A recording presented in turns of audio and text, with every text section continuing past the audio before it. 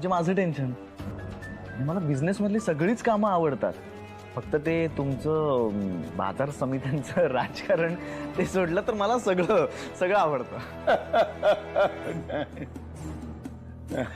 हो खरंच राजकारण म्हणजे विचारू नकोस तू, खरंच सांगतो तुला मी. दादा मामा माझ्याकडे द्या, मी चेक करून बघते. ठीक आहे, हरकत नाही. अगं वेडे, असं कसं तुझ्याकडे देऊन कसं चालेल ना? तू म्हणजे मला काय म्हणायचंय, तू आधीच तुझं काम अतिशय चोख केलेलं आहेस है ना. आता पुन्हा तू तेच चोख काम पुन्हा चोख करणार का? म्हणून मी आता ते चोख करतो.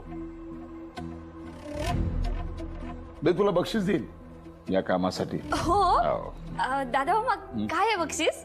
आहे ना, बक्षीस आहे. आधीच सांगितलं तर मग बक्षिसाची काय मजा येणार है ना.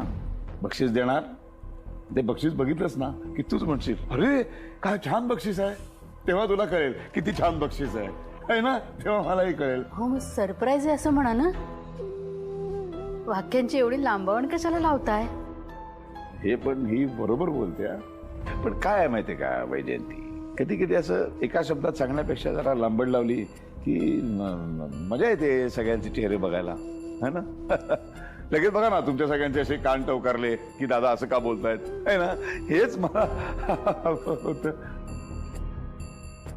बरं आता मला अत्यंत महत्वाचं काम आहे, तर तुम्ही इथे बसा, मी ही फाईलही चेक करतो आणि माझं जरा काम करून येतो.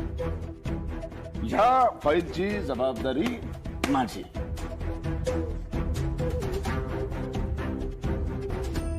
दादा परत आल्यापासून लईच बदललेत ना. हो, मला तर ना ते एकदम फ्री झाल्यासारखे वाटतात. यो बदल चांगला आहे का वाईट तेच समजना. अगं ऑब्विसली चांगलंच आहे ना. आणि तसंही ह्या बदलामुळे आता ना ते मला पहिल्यापेक्षा जास्त समजायला लागलं. So I am happy.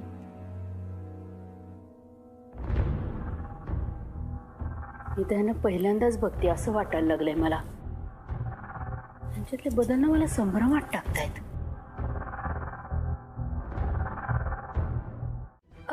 Mamma बाबा म्हणाले ते खरं आहे का? तुम्ही मला या घरापासून लांब पाठवणार आहात? बोला ना मामा.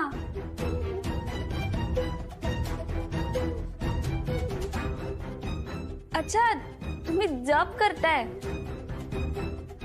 आधी उपवास, आता जप. दादा अचानक खूप धार्मिक झाले. ठीक आहे, मी थांबते तोपर्यंत.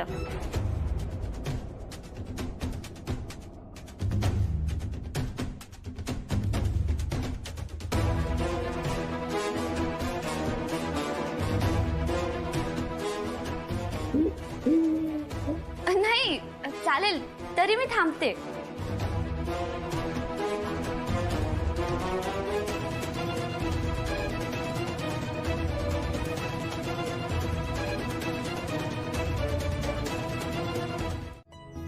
ती बस दरीत कोसळली होती.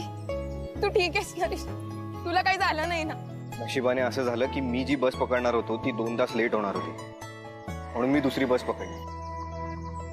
खरं तर तू माझा लकेच गायत्री. तुझ्यामुळे वाचलो मी, तू वाचवलंस. तर मी सांगतोय ते नीट ऐक. गायत्री, माझं खूप प्रेम आहे तुझ्या. तुला कधीच एकटं सोडणार. आणि तुला जर तशी भीती वाटत असेल तर ती पण माझ्यावर सोड. ऋषी, मला खूप भीती वाटते. अरे माझ्या घरच्यांचा खूप विश्वास आहे माझ्यावर. आणि काही विचित्र घडलं ना ऋषी, तुला माहितीये ना मी तुझ्याशिवाय नाही राहू शकत. I know Gayatri. हे बघ, मला फक्त 2 दिवसांचा वेळ दे. घरी वडील आजारी आहेत आणि जमिनीच्या केसची तारीख लागली. मला उद्या कोर्टात हजर राहायला हवं. पण ते काम संपवून मी लवकरात लवकर परत येतोय. 3 वर्षांपूर्वी मी पहिल्यांदा मैत्रीसाठी हात पुढे केला होता आणि खूप विश्वासाने तू हातावर हात ठेवला होतास. त्या क्षणाची शपथ घेऊन सांगतो गायत्री, त्या विश्वासाला कधीच तडा जाऊ देणार नाही. पण भेटून बोलूयात पुढे. पुढचं पाऊल खूप विचार करून ठरवून टाकूयात. तोपर्यंत माझ्याबद्दल बोलण्याची सांगण्याची काहीही वेळ आली तर एकत्र सांगूया. आणि तो दिवसही लांब नाही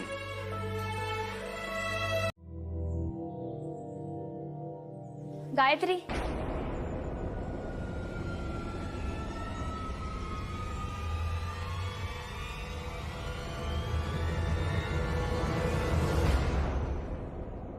वहिनी तू आहेस होय? अगं एवढं घाबरायला काय झालंय? अगं तू अचानक हाक मारलीस ना म्हणून, बाकी काही नाही. कुठं गेली होतीस? मी कुठे नाही, इथे वाड्याबाहेरच होते अगं. वाड्या बाहेरून आली ते दिसतंय मला, पण नेमकं कुठं गेली होतीस ते विचारतेय.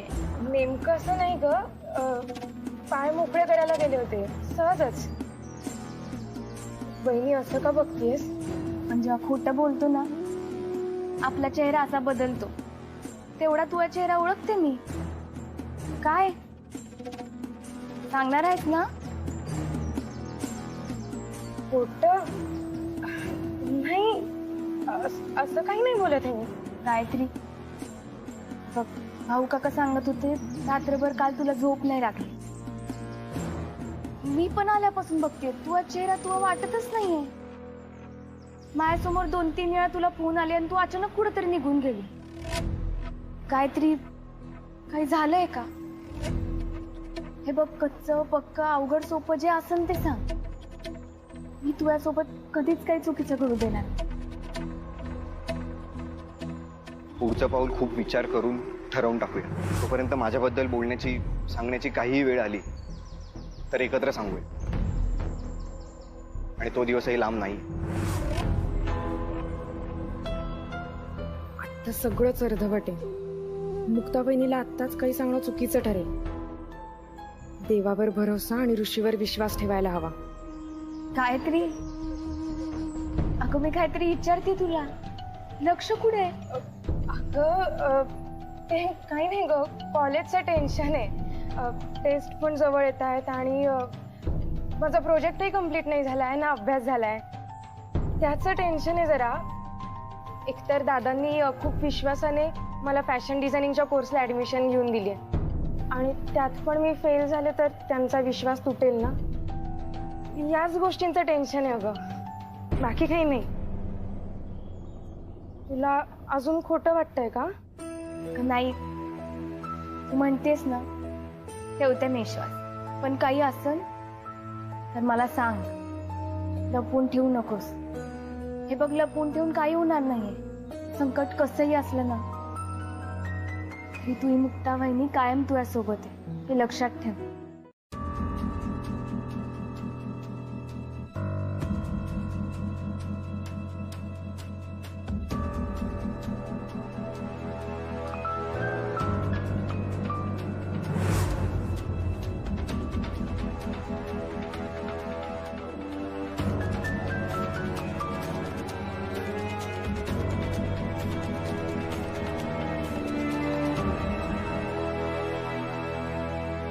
अहो नमस्कार. कोण पाहिजे? नाही, मी रावसाहेबांना तपासायला आलोय. मी डॉक्टर शिरगावकर. हा, वय वय वय, बरोबर बरोबर. तुम्ही थांबा इथं, मी त्यांना बोलावून आणते. हा, मोठी आई, डॉक्टर साहेब आलेत.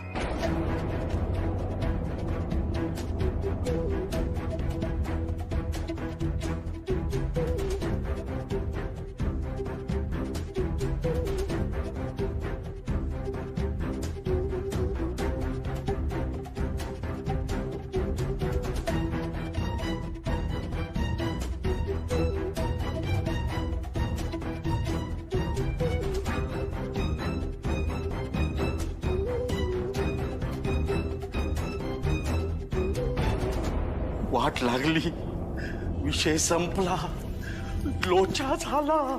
अहो काय झालं? दाराबाहेर बघून एकटेच काय बडबडताय? बडबडतात काय, आता डोकं फिरलंय, दगड मारायला लागेल थोड्या वेळानंतर. अगं त्या काशाला तपासायला एक डॉक्टर आलाय. तो ओळखीचा असताना तर त्याला आपण मॅनेज तरी केलं असतं. आता तो त्या डॉक्टर समोर गोंधळला ना तर आपली वाट लागली. मलाही टेन्शन आलंय हो. एकतर हा त्या डॉक्टरला घाबरून सगळं बका बका बका बका ओकून टाकेल तोंडातलं, नाहीतर डॉक्टरलाच उलट इंजेक्शन द्यायचा. काय करावं सुचत नाहीये मला. पण काय होतं ते बघूया का हो आपण? चला चला. नको, आपण लांबूनच काय ते पाहूया, नाहीतर आपलं पितळ तिकडे उघडं पडलं ना तर आपण मागच्या मागे पळून जाऊया. नाही नाही, पळायचं काय पळायचं? आपण कशाला पळायचं? आपण पकडले गेलो ना तर हात वर करायचे. आपण सरळ सांगायचं आम्हाला तर वाटलं रावसाहेब आहे म्हणून आम्ही त्याला घरात घेऊन आलो. आपल्याला काही माहितच नव्हतं. आपल्याला कसं कळणार ना? काय झालं? काय झालं दादाला? तुम्ही दोघे टेन्शन मध्ये का दिसताय? टेन्शन आलंय का मला? माझ्या भावाला आरामाची गरज आहे. पाहिलंच ना कसं करतोय तो. हे बघ माझ्या भावाने आराम केला ना की सगळं नीट होईल. हे लोकांना कळतच नाही. शांत हो. काय काळजी करू नको, नीट होईल सगळं ग. आपण किती त्रास. होईल होईल नीट होईल. कशाला काळजी करतेस?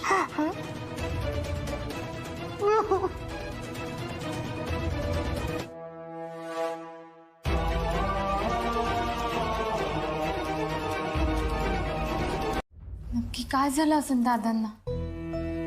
मानसिक धक्का तर नाही ना बसला असं? म्या काय सांगते, बाहेरची काहीतरी बाधा झाली असणार. नक्कीच भूतानं झपाटलं असणार. अगं आजी, अगं असं काही नसतं खरंच. हे बघ, हे भूत प्रेत ही सगळी अंधश्रद्धा आहे. आणि मी खरं सांगतो, माणूस जितका विचित्र वागतो ना तितकं कोणीच वागू शकत नाही. अगदी बरोबर बोलला. अहो करणी भूतबाधा असं काही नसतं. अहो ही लोकांना फक्त मूर्ख बनवण्याची साधनं आहेत. तुम्ही विज्ञानावरती विश्वास ठेवा, सर्व काही ठीक होईल. चला मग रावसाहेबांना इथे बोलावण्यापेक्षा मीच त्यांना त्यांच्या खोलीत जाऊन तपासतो.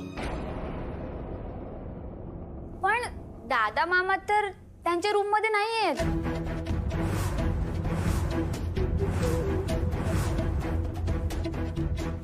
रूम मध्ये नाहीयेत म्हणजे? सारंग, जाऊन जरा बघून येतोस का? होय.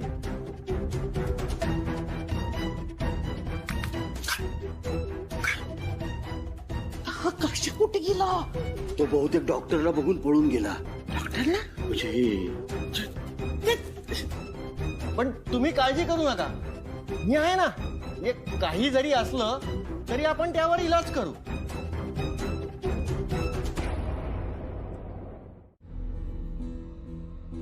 दादा दादा दादा, हो, थांबा थांबा थांबा.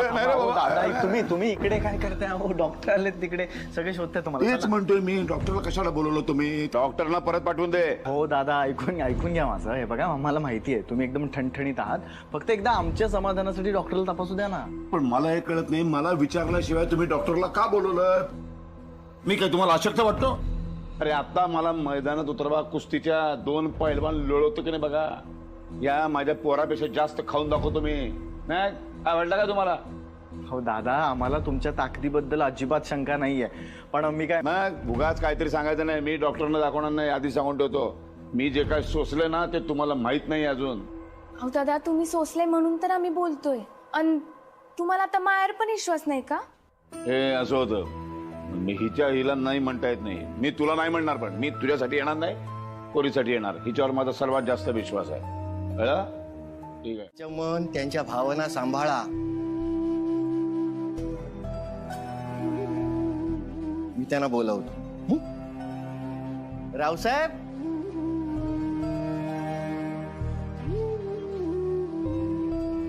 सावकाश सावकाश.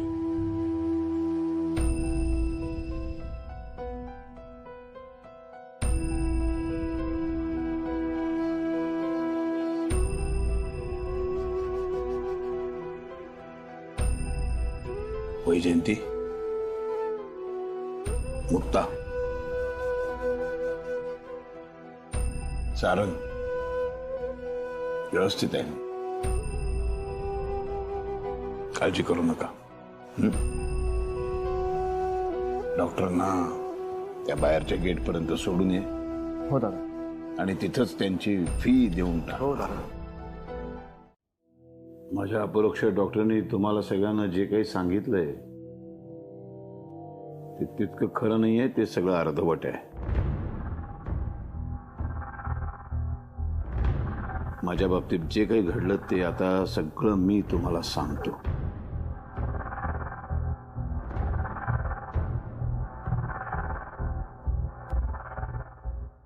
नका काय सांगू, आम्हाला तुमच्याबद्दल कुठलीही शंका नाहीये मनात आता.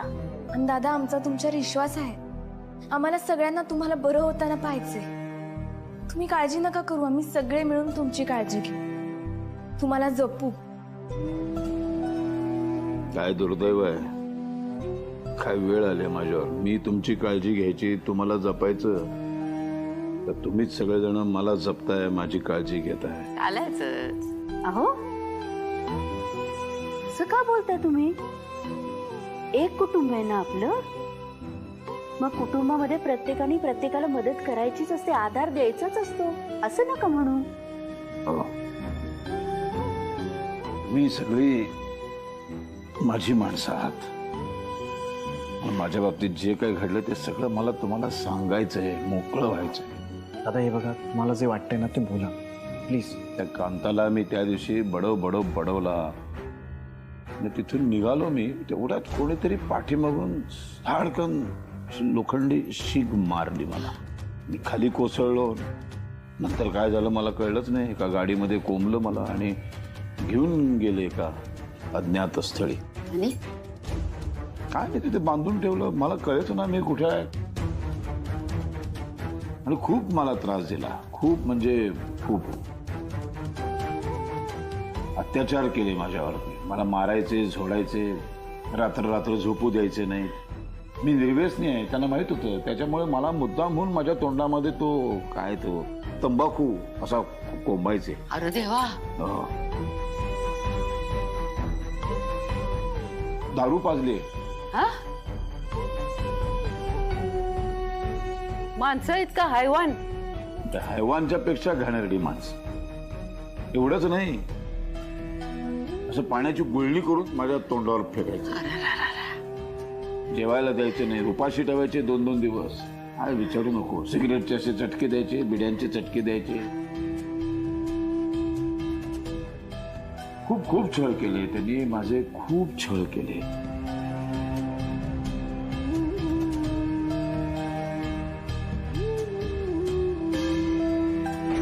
मी विचित्र झोपलो.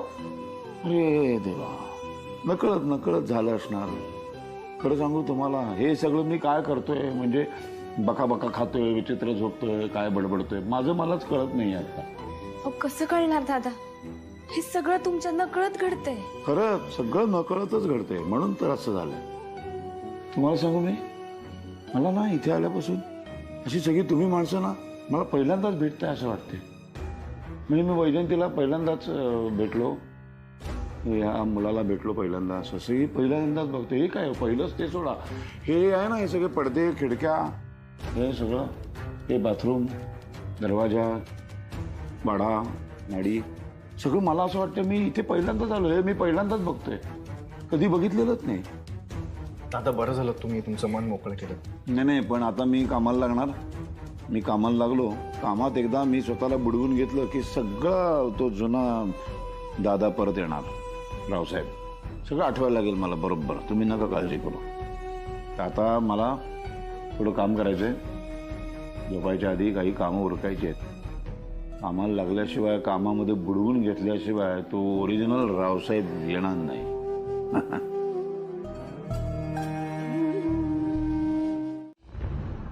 अरे काशा, आम्ही तर घाबरलोच होतो. आम्हाला वाटलं की आज काशा बरोबर आमचा ताशा वाजणार बहुतेक. बाबा मानला, तुला मानलं. मला एक कळत नाही, ह्यानी असं काय केलं की डॉक्टरला एकदम गोळातच घेतला. काय जादू केली की तो आपल्याला हवं तसंच बोलायला लागला? काय बोलते तू? मला वाटलं तुम्ही दोघांनी तयार करून त्याला पाठवलेलं आहे. छे, अरे आम्ही तर त्याला आयुष्यात पहिल्यांदा बघितलं. अरे तरी बी तू आपल्याला हवा तसा कसा काय वागला? अरे हे म्हणजे एकदम चमत्कार झाला म्हणायचा. एक मिनिट, मला ना तुझ्यावर डाऊट येतोय. खरं सांग, तू आतमध्ये गेल्यावर, म्हणजे तुम्ही दोघं खोलीत गेल्यावर नेमकं काय घडलं? सांगतो. काय? हे काय? शाटो रूपांतर गोळीत झालं. रे बाप रे, काय काय करतो तू? पुढे ठेव, मजा येते बघ. बरं आता सांगतो तुला. आम्ही खोलीत गेलो, तर डॉक्टरनी दरवाजा लावला.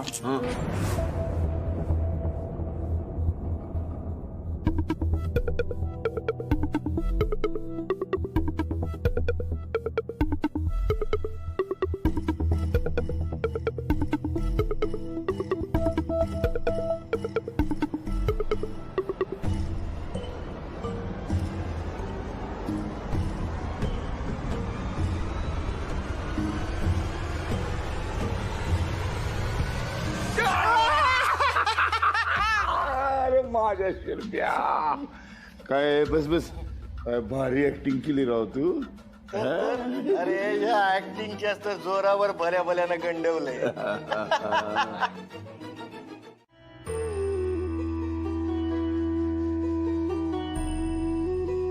दादा तुम्हाला बरं वाटतंय ना? बरं झालं तुम्ही तिघही इथेच आहात. तुमच्या तिघांशी मला जरा महत्वाचं बोलायचंय. काही गोष्टी तुम्हाला सांगायच्या. हा दादा बोला ना. त्या ज्यांनी कुणी मला किडनॅप केलं होतं त्या गुंडांच्या बद्दल मी अंबिका आणि दत्ताशी बोललो. पण त्या गुंडांबद्दल त्या दोघांना खरंच काही माहिती नाही. मला असं वाटतंय की कोणीतरी आपल्या घरामधलंच आहे जे त्या गुंडांना सामील झालेलं आहे. त्याशिवाय माझ्या विरोधात एवढं मोठं कारस्थान करण्याची हिंमत नाही करू शकत. जो कोणी आहे त्याला मुळापासून उपटून फेकून द्यावं लागेल. दादा पण ओळखीचं कोणी सांगणार असेल ना तर तुम्ही घरी आलाय ही खबर त्यांच्यापर्यंत पोहोचली असणार आहे. खबर पण लागली असणार आणि ही संपत्ती अजून कशी लुटायची याचं वेगळं प्लॅनिंग पण झालं असणार. दादा हा, आता हे खूप जास्त सिरियस आहे. बघा मला काय वाटतं आपण पोलिसात जाऊन कंप्लेंट करूया. आणि तसं इकडचे जे SP आहेत त्यांची आणि तुमची खूप चांगली ओळख आहे. सो पोलिसांमध्ये जाऊन काही उपयोग नाही. नुसती बरोबरची मलमपट्टी होईल. हा जो कोणी आहे त्याला मुळापासून उखडून टाकायचं आहे मला. त्यासाठी मी माझी यंत्रणा कामाला लावेल. आणि एकदा का सापडला की त्यांनी जेवढा मला त्रास दिलाय त्या प्रत्येक त्रासाचा बदला घेईन मी. हो दादा मी पण तुम्हाला जो त्रास झालाय ना त्याचा बदला घेण्यासाठी तेवढाच उत्सुक आहे. दादा मला तुमच्या सोबत ठेव. नाही रे बाळा, ही लढाई माझी आहे. ती माझी मी लढणार. तुमच्यावरती फार मोठी जबाबदारी आहे. ती घरातली, घरच्यांची. घराचा बिझनेस तो तुम्ही सांभाळा. तुम्ही घराकडे लक्ष द्या, मी त्या दैत्याकडे लक्ष देतो. पण हे सगळं करायची खरंच गरज आहे का? तुमचा विचार करा, माझा विचार करा ना जरा. उद्या तुम्हाला काही झालं तर मग मला काही होणार नाही ग. मी तुला शब्द देतो, मी तुझा विचार नक्की करेन. दादा हे बघा तुम्ही खरंच कुठलाच मोठा धोका पत्करू नका. आणि समजा एखादी जोखीम घेण्याची वेळ आलीच ना तो प्लीज प्लीज आईचा चेहरा आठवा. अरे येणारच तो. बायको आहे माझी ती. तिचा विचार येण्यासाठी वेगळं काही करायची गरज नाही.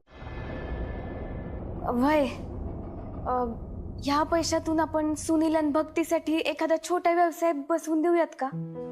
म्हणजे हॉटेल किंवा छोटीशी एखादी गाडी.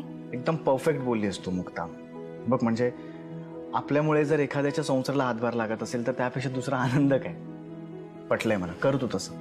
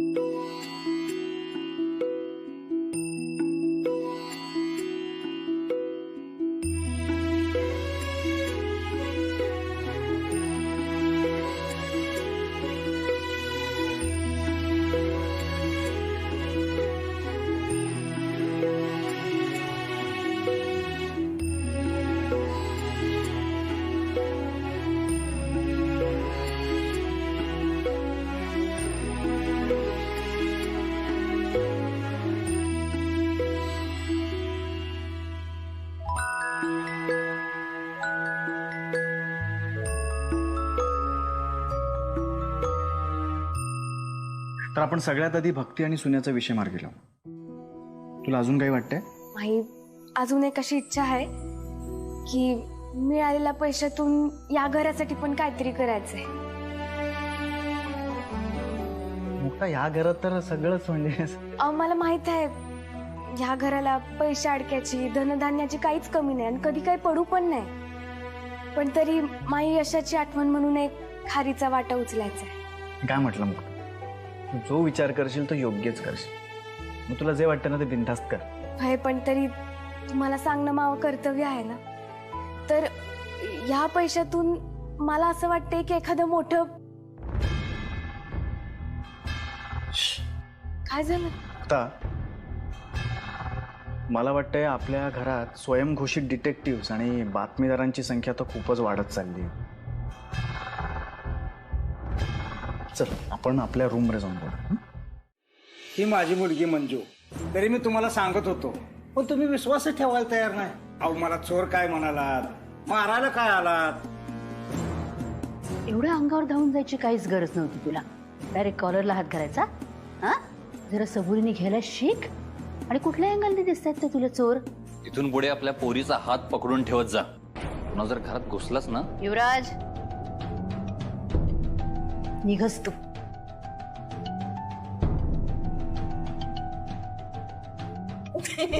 माझं तसं काही नाही. मी आपलं प्रेमानेच बोलत होते त्यांच्याशी, हो की नाही? ताई, यांचं बरोबर आहे. खरं तर चूक माझीच. पोरगी माझ्या हातातून निसटून तुमच्या घराकडे आली. पण ती कुठे दिसायला मागे ना. तेव्हा मीच कावरा बावरा झालो, घाबरून गेलो होतो. नाही, ते तर साहजिकच आहे. कुठल्या पण बापाला पोरीची काळजी असतेच. ही माझी मुलगी मंजू. तिचा आई आणि बाप मीच आहे. पोरगी 2 वर्षाची असताना हिच्या आई सोडणीला देवाघरी गेली. सॉरी, माझ्यामुळे तुमच्या सगळ्यांना त्रास झाला ना. नाही ग, तुझ्यामुळे कोणाला त्रास नाही झाला. पण असं बाबांचा हात सोडून पळायचं असतं का? कशाला पळालीस? कारण की मला तुला भेटायचं होतं. मला? कशासाठी? अहो, हिने टीव्हीवर तुम्हाला पाहिलं आणि तुम्हाला भेटायचा हट्टच धरला हिने. मुक्ताताई, मला पण तुझ्यासारखं संबळवाजात शिकायचंय. तू शिकवशील ना?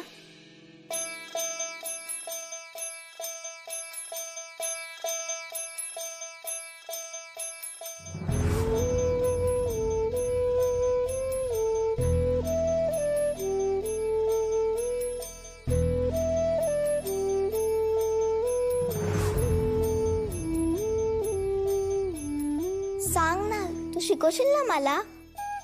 कालपासून असाच हट्ट धरते ते. तरी मी तिला म्हणलं, बाळा, मुक्ताताई आवड म्हणून शिकल्यात, त्यात त्या एवढ्या श्रीमंत घरच्या. पण पोरगी ऐकायलाच तयार नाही. अहो, तुमचा नकार आला तर पोरगी शांत बसेल. अहो, मला माया अण्णांनी म्हणजेच वडिलांनी समाजाचा विरोध असताना पण संबळ वाजवायला शिकवलं. माझ्या हातात जी कला आहे ना, त्यांचीच देण आहे. मला हिला संबळ वाजवायला नक्की शिकवायला आवडेल. पण मला ना दादांची परवानगी घ्यावी लागेल. त्यांची परवानगी असल्याशिवाय मी होकार नाही देऊ शकणार. हो, चला, मला भरपूर कामं पडली. मुक्ताताई, मला सुद्धा ये ना तुझ्यासारखं संबळ वाजवा. चला येतं, हो ना? मगाशी माझ्या खोलीत ही कार्टी तडमडली होती. काय काय काय पाहिलं, काय नाही, काय माहित नाही.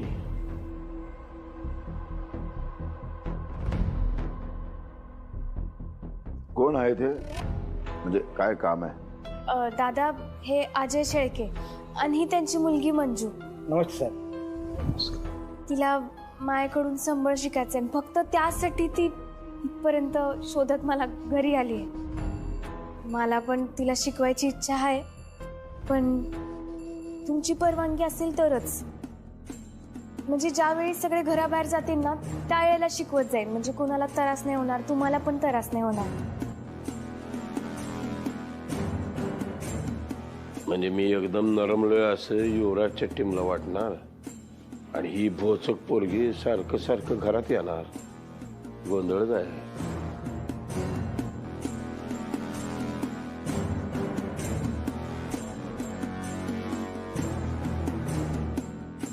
काय झालं दादा? ते विचार करायला थोडासा वेळ पाहिजे.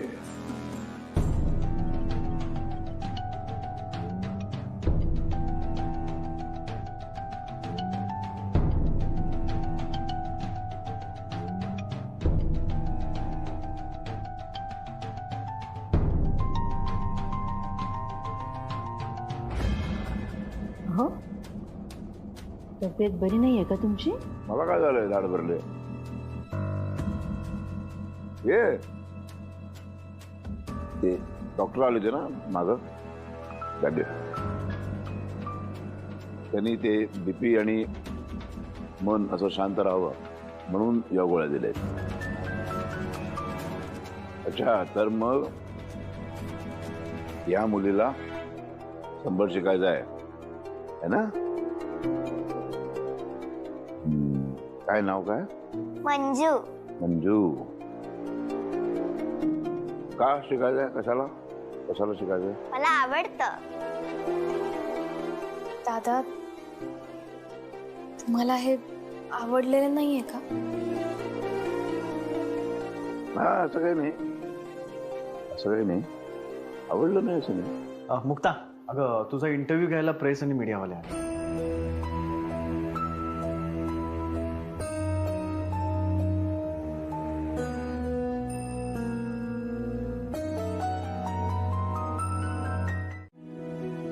मुक्ता, ये ना. नमस्कार, मी पूनम.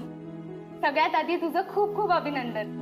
तू एवढा मोठा विजय मिळवलास त्याबद्दल थँक्यू. अभिनंदन मुक्ताताई. मी संजो आणि मी लाईव्ह मराठीकडून आले. तुम्ही मुलाखत घेणार आहात का तिची? हो, मुक्ताची बातमी आम्ही वर्तमानपत्रात छापून देणार आहोत.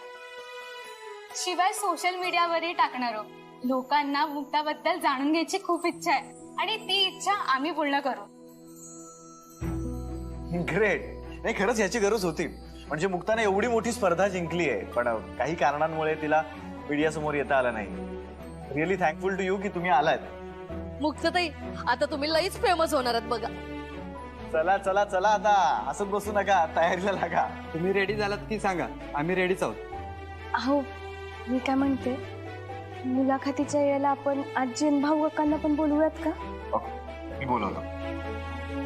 आशाताई, आशाताई, पाहुण्यांना काय हवं नको ते बघा आपल्याला. वय वय. कशाला परमिशन दिली मुक्ताला? त्या मुलीला संबळ शिकव म्हणे. काय संबळ शिकव? अरे काय झालंय तुला? डोकं बिकं फिरलंय का तुझं? हा, की तुझ्यातला अचानक रावसाहेब म्हणजे आपला दादा जागा झाला की काय? अरे बाबा, जरा मागचा पुढचा विचार करत जा. आणि तुला जर काही सुचत नसेल ना तर आम्हाला विचार ना. मी लय विचार करूनच बोललेलो आहे. आता मला सांग, ही चॅनलवाली बाई एकदम भास्करतीने कॅमेरा असा माझ्यासमोर आणला, राम करायचा आणला. म्हणजे विचारला प्रश्न मला, मी काय करणार? देऊन टाकली परवानगी. नाहीतर माझ्या विरोधात एकदम संशय निर्माण झाला असता. कसला संशय? काही संशय घेतला नसता. आता नुसतं वैताग येणार आहे.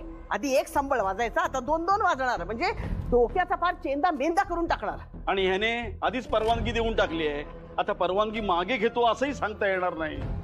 काळजी करू नका, मी समजा काय करू शकतो. अजून या दुर्योधनाला तुम्ही ओळखलेलं नाही. मुक्ताची संबळ बंद करून टाकणार, कायमची बंद करून टाकणार.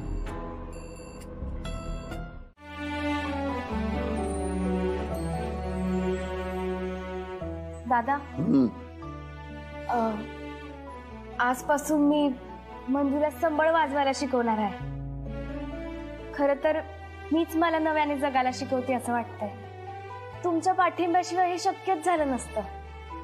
देवी आई नंतर तुम्हालाच नमस्कार करते. मी आशीर्वाद द्या. असं वाटते हा संबळ उचलावा आणि बाहेर फेकून द्यावा, फोडून टाकावा. माझा वड दाखवायची हीच योग्य वेळ आहे. अशा उचल संबळ, फक्त बघू नको. उचल उचल आणि दाखव तुझा धाक. उचल. संबळ काय आशीर्वाद पाहिजे? शाप दिले पाहिजे तुला, शाप. दादा, तुम्ही काय बोलताय? हा, हे संबळ घेऊन घरामध्ये घुसलीस तू. आणि आता 4 पोरींना शिकून काय धर्मशाळा करायची काय तुला? दादा या संभळची जागा कुठे आहे माहितीये? बाहेर उकिरड्या